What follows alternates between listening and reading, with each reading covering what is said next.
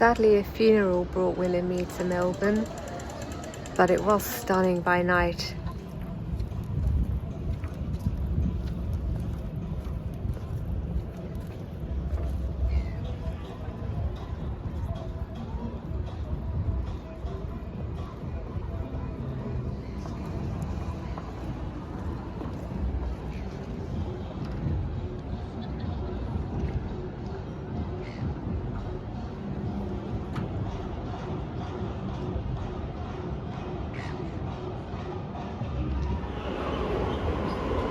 Passing the time waiting for the train by doing a sketch of those buildings.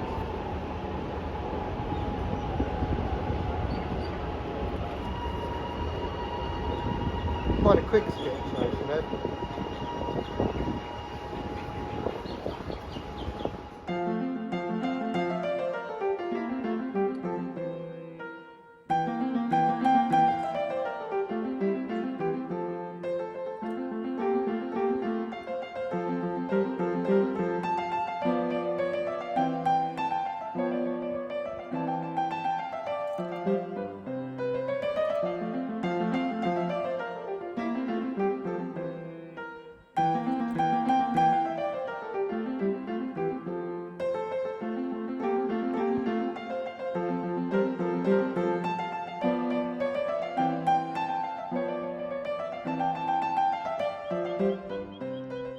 You join me down at the new orchard area and the hedge along the wood store, which I planted last year.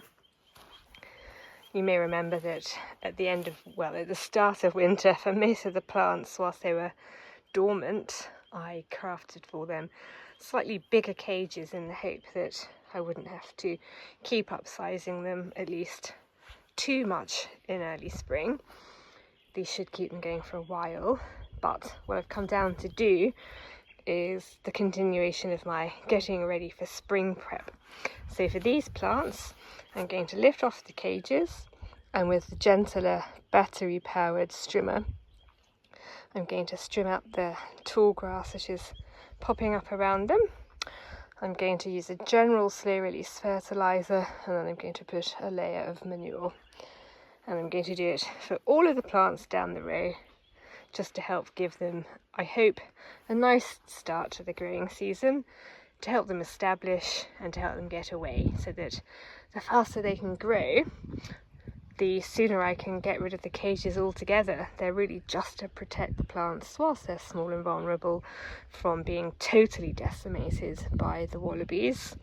Once they're big enough, a little munch here and there will barely matter. So we just need to get them to that point, and then the hedge can roam free. That's that done. It's all looking nice and tidy. I noticed that I think I might have lost 2 plants over the winter. This one's got a leaf on it, so we'll see. Some of them were smaller to begin with. This is the other one I think I might have lost. Not to worry, easily replaced. And some of them, like this one, looking nice, coming into growth. This one's looking to flower. Not sure about that one. This one is flowering, as is this one. And this one, compared to what it looked like when I first got it, is coming on leaps and bounds. Nice little job there, so fingers crossed they'll take it away from here and I'll have a lovely hedge before too long. Welcome to early morning. I am about to go and have the last of my Operation Perimeter tidying bonfires. The reason I'm having it so early is because it's going to rain and rain and rain later. This is a good opportunity to get it lit. I like it when the rain puts the bonfire out, so that's handy. But also I have to go up the hill in a bit and process some wood before Will needs his car to go to work. So I'm trying to squeeze in the bonfire before, which is already early enough, going up the hill. It is less gloomy to me than it looks to you, as normal. And once I've had this bonfire, I'm then, as I've mentioned before, going to go back round the perimeter and around some of the parts of the house on the outside of the formal garden fence. I'm going to rake up the leaves and the twigs, and I burn those separately because that often has little stones in them, and I tend to spread the ash from this bonfire on the lawns, and the last thing I want to do is spread stones and rocks all on the lawns when I mow. That's not very pleasant. So I'll get this done, then that's done. I draw a line under that project, and then go back, rake up and burn the leaves and twigs, and then that whole project is done. So let's get this started.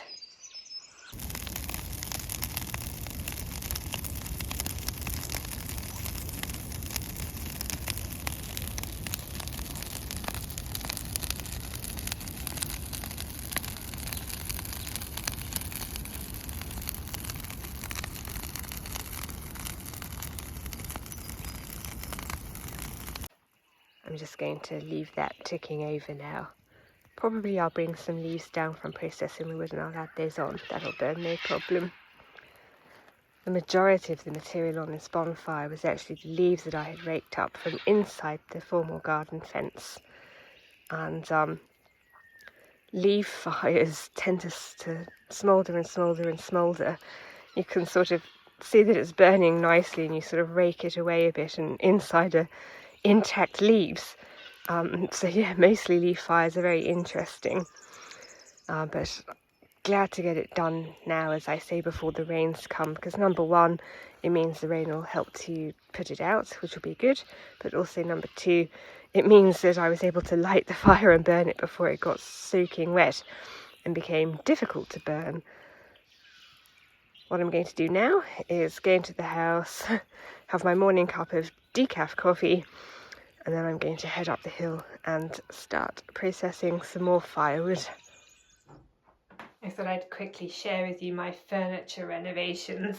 So this is the pot stand which came from the shed on my in-laws' new property, which I have stained and oiled. And then if I retreat back into the kitchen, this is the much larger project.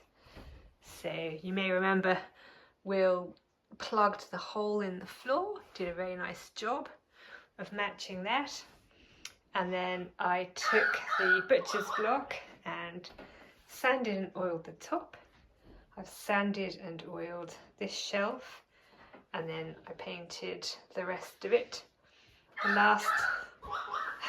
Sorry, there's a bird there wanting biscuits. But anyway, yes, lastly, I'm going to buy a brass rod and we're going to attach it there, and that'll be to hang the oven gloves, because they can't really hang on the range because they will probably melt. And then we varnish the floor. I know it doesn't look as dark in real life as it's coming across there, but obviously the floor was a bit strange after having that oven stood on it, so we sanded it and stained it and varnished it to try and match.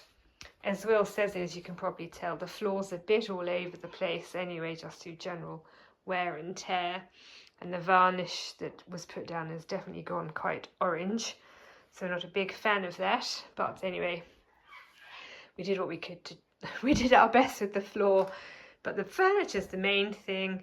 And I'm very pleased with that, and it's so much nicer than that horrible manky gas oven. So, welcome addition to our furniture collection. It's going to be like this for the next wee while. This one is probably a resident.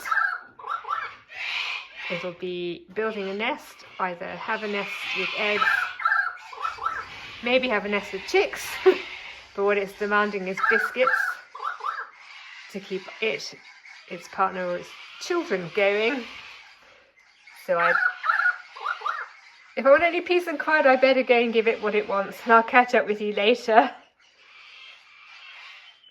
You join me at a very exciting stage of my wood processing journey. This is the bay I'm currently working on, and I calculate I've got about 2 more loads to go before it's filled. And then this is the bay we're taking the wood from. So as you can see, there's still 1.5 rows of wood in that bay. Ignore this bay at the back here, the very last bay we built, because there's a chance we'll be using that for Will's wood.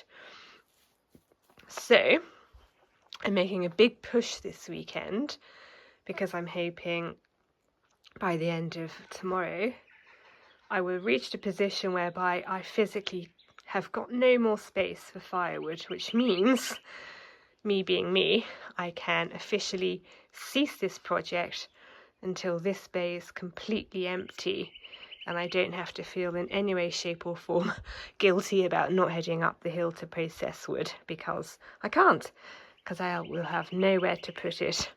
And this is a position I've dreamt of being in for a while. So long as I know there's something to be done, I'm just the sort of person who has to do it.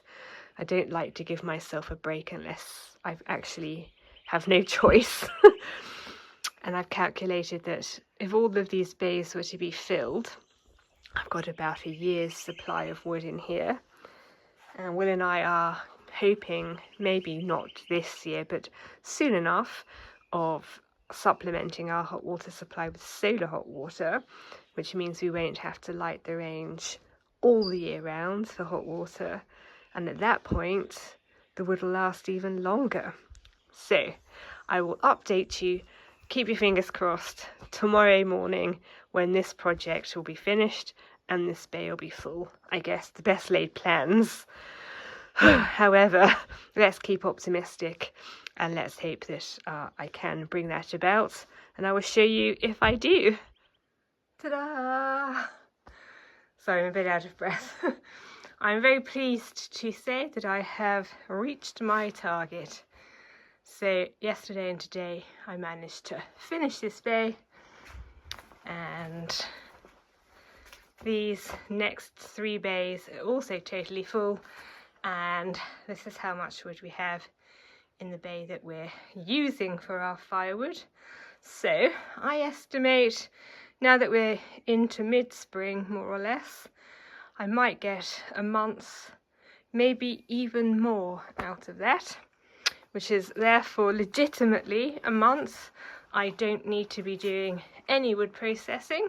But as they say, as one door closes, another door opens, and I've got a sneaking suspicion in the time I've bought from not having to go up the hill every few days to bring down wood, it's looking like we're getting close to lawn mowing season.